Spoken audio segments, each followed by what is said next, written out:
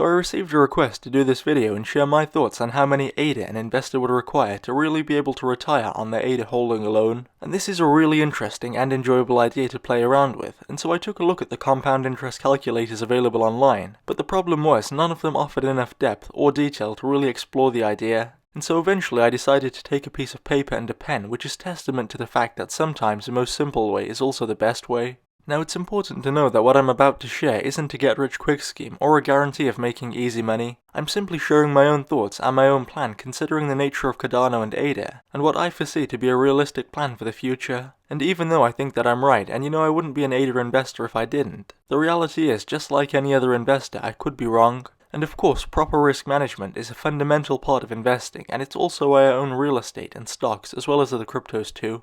Anyway, if you're not yet subscribed to our channel, then be sure to become a subscriber for more content on Cardano as well as our crypto giveaways. So the idea of requiring a fixed number of ADA in order to retire is a bit like saying how much money do you need to retire. And that figure of course will have a large degree of variation baked into it depending upon where you live in the world and how much you spend. I mean, do you live by yourself, or are you financially responsible for supporting a family of 5? And it also depends upon other factors like whether you live in an expensive or cheap part of the world. If you live in and want to continue living in, say, New York or London, then your cost of living and therefore how much you need to retire is going to be very different to your cost of living if you decide that after retirement you want to live in South America or India or Thailand. And of course I don't know the financial circumstances of each individual investor. And by the way, my golden rule for investing is that absolutely under no circumstance, no matter how much I think the returns could be, I will never invest a penny that I can't afford to lose. And I think that if every investor followed that simple yet really effective rule, we'd hear far fewer of the unfortunate stories of investors losing their homes or life savings on a bad investment.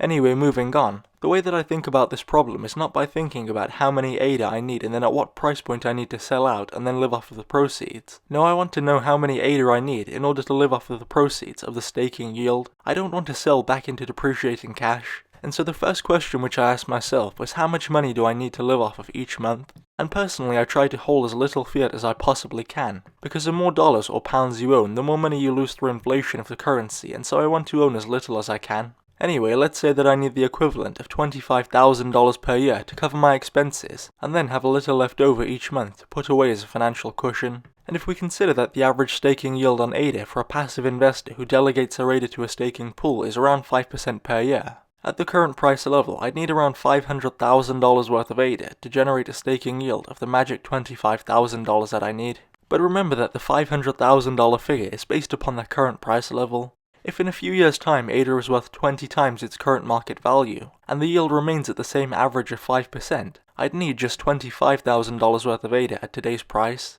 And if ADA were to go 100 to 1 over the coming years, I'd need just $5,000 at today's level. And the magic of compounding has really worked well in my case. You see, I purchased my most recent ADA holding through an investment partnership, and when we purchased, the price was around 20 times lower than it is today, and so my $10,000 investment isn't generating a 5% yield on $10,000, it's generating a 5% yield on $200,000, and I don't know what's going to happen to the price of ADA in a week, or a month, or even in 6 months, but I for one believe that the long-term price of ADA will continue to rise, and so long as the staking yield remains at around 5%, I expect the annual yield to grow with the price of ADA as it rises, which I think that it will. And although I don't have any immediate plans to buy more ADA, if I feel that the market is at any time undervalued and offering a good entry point, I'll probably buy more.